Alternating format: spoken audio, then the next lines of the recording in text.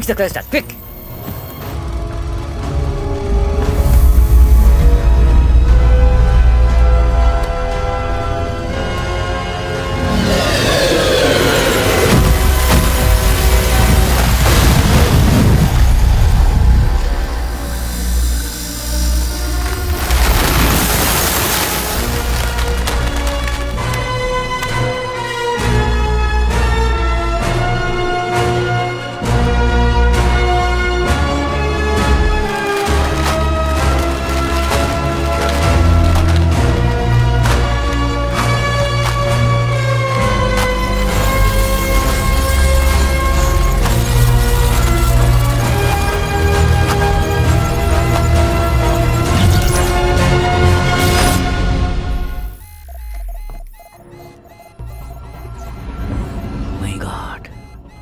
Pakshirajan. Nice DP.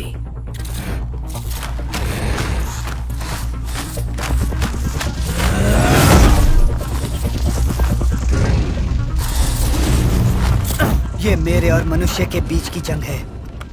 तुम मानव नहीं हो, इसमें टांग मत अड़ाओ। भाग जाओ।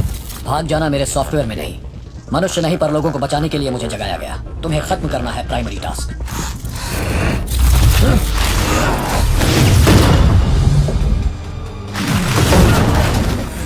पक्षीराजन, मनुष्य से इतनी नफरत क्यों है तुम्हें?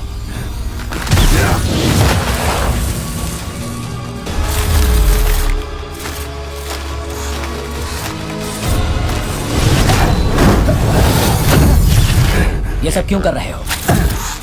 आखिर क्या चाहते हो?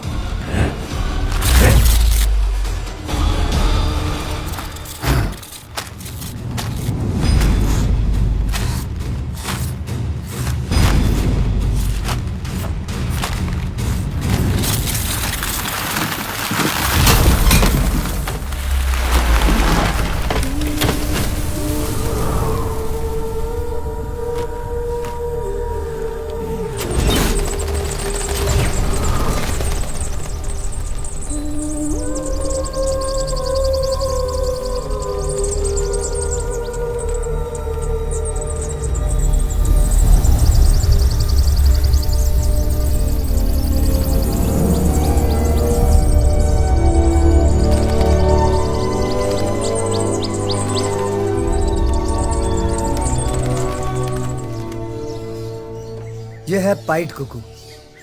इसका बायोलॉजिकल नाम है जैकोबिन कुकू। कहते हैं कि मॉनसून नॉर्थ इंडिया में इस पक्षी के आने के बाद ही आते हैं। अगर ये नहीं आए तो उस साल बारिश नहीं होगी। क्यों? अब ये राज कोई नहीं जानता। पुराने इतिहास और शास्त्रों में इसे वर्षा पक्षी बुलाते हैं। तुम इस पर रिसर्च क्यों नहीं करते? Sure sir. Wow sir, cover page पर आपका फोटोग्राफ है। हाँ, कुछ 1 साल पहले आया था। सर, आपको पक्षियों में कैसे इंटरेस्ट आया? सच कहूं तो पक्षियों को मुझ में पहले दिलचस्पी हुई।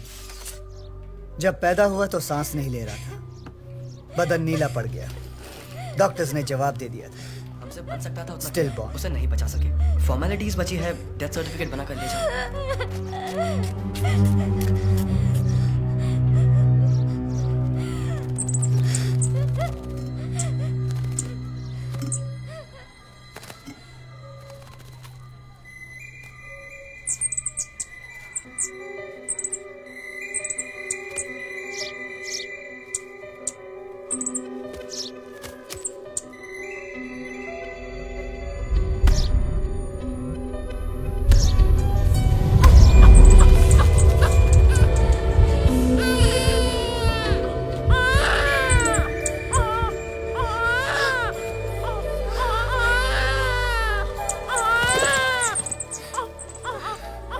शायद इत्तेफाक था, लेकिन सबने कहा चमत्कार है। मेरी दादी ने तो तय कर लिया कि साक्षात परमेश्वर चिड़िया के रूप में मुझे जिंदगी देने आए हैं। मुझे आज भी याद है, जब मैं बच्चा था, एक चिड़िया हर रोज खिड़की से मेरे कमरे में घुस आती और उड़ने लगती। सुबह की पहली किरणें जागे तुम्हारी आंखों में, शाम को दिन सो जाए सी मत कर शाकों में। आसमां के कैनवस पर जैसे काता चित्र कोई।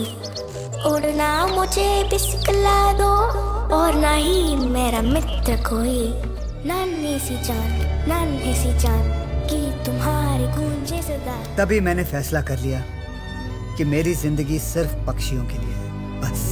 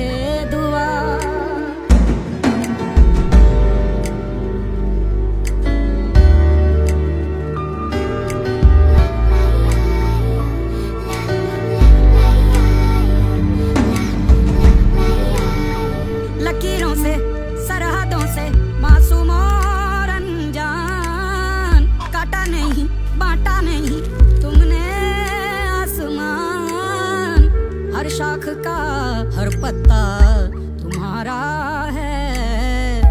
सारी दुनिया को स्वर से निखारा है। गाए मेरा दिल संग तुम्हारे पंछियों। दिल उड़ना चाहे साथ तुम्हारे पंछियों। मुझको अपने परों पे तू बिठा कर चल चल चल चल इस जमीन से चल चल चल। इसीलिए ऑर्निथोलॉजी पढ़ी और मैं ऑर्निथोलॉजी प्रोफेसर भी बन गया। पोन उलगालीरो भुवन मुल्दालीरो नन्नया पुली नंगाल। यह तमिल भाषा का एक बहुत ही पुराना गीत है। अर्थात ओ पंछी तू सारे जगत पे छाया है। यहां से लेकर स्वर्ग तक धरती और आकाश तुझसे भरे हुए हैं। दुनिया के सारे पक्षियों का वजन मनुष्य के वजन से 100 गुना ज्यादा होता है। आदमी जितना खाते हैं उससे 1000 गुना ज्यादा खाते हैं पक्षी। अगर वो कीड़े नहीं खाएंगे तो यहाँ एक पत्ता तक नहीं बचेगा।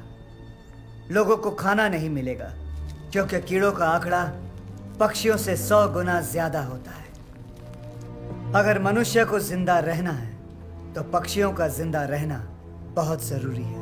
सर, हर साल वेदन थंगल को आने वाले पक्षियों की गिनती कम हो रही है, ऐसा क्यों सर? पहले हर सुबह चिड़ियों की चहकने की आवाज से जगा करते थे। अब तो शहर से चिड़ियों का नामो निशान ही मिट गया है sir.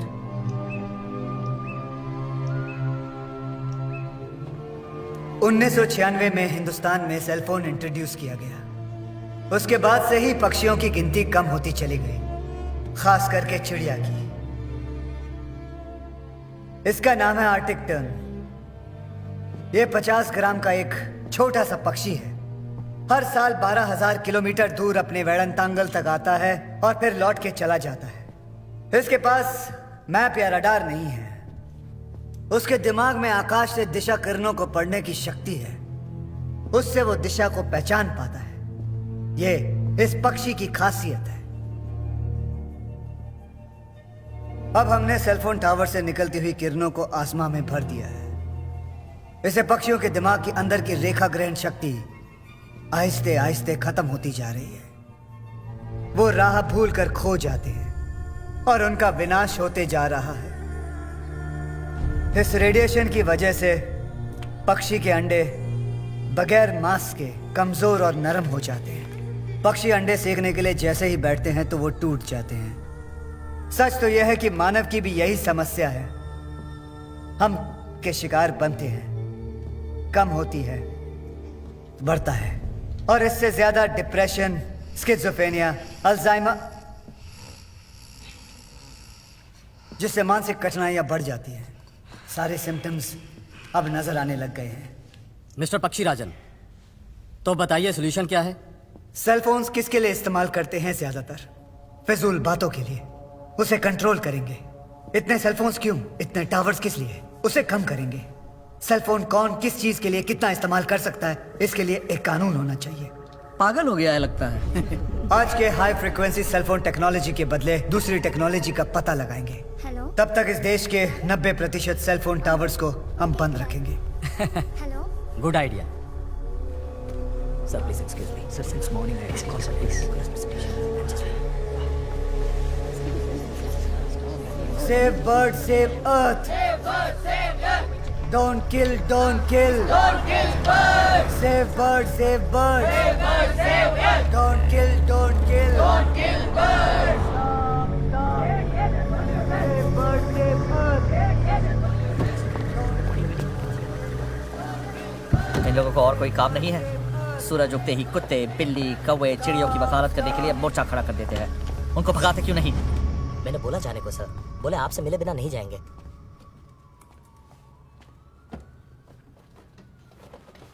Tell me, what's your problem? Try permit का फ्रीक्वेंसी रेट क्या है? अब आपके टावर्स में फ्रीक्वेंसी रेट क्या चल रहा है? आसमान में उड़ने वाले पक्षियों का गर्भ में ही नाश कर रहे हैं। Hello mister, listen. हम ट्राई के रेगुलेशंस को स्ट्रिक्टली फॉलो कर रहे हैं। पहले से ही सब्सक्राइबर्स, बाथरूम में नो सिग्नल, लिफ्ट में नो स्काइप, बेसमेंट में नो कनेक्टिविटी। यू नो, पिछले 3 महीने में 2000 सब्सक्राइबर्स ने नेटवर्क बदल दिया, पता है? झूठ मत बोलो। आप लोगों के गंदे कंपटीशन में सब्सक्राइबर्स को पकड़े रखने के लिए फ्रीक्वेंसी को जैसे मर्जी आप लोग बढ़ाते रहते हैं। अब तो वो खतरे के हद से बहुत आगे निकल चुकी है। इस रेडिएशन से पक्षियों की पूरी पीढ़ी विनाश की ओर बढ़ रही है। आपको पता है इसके बारे में? ज्यादा एग्जैजरेट कर रहे हो।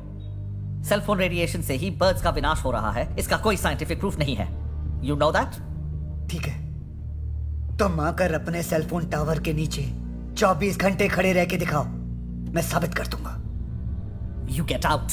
साइंटिफिक प्रूफ मांगा आपने, मैं आपको दे रहा हूं। निकलो अब, जाके मीडिया को लेटर लिखो या धूप में झंडा पकड़कर खड़े रहो। I don't care. Out, get out.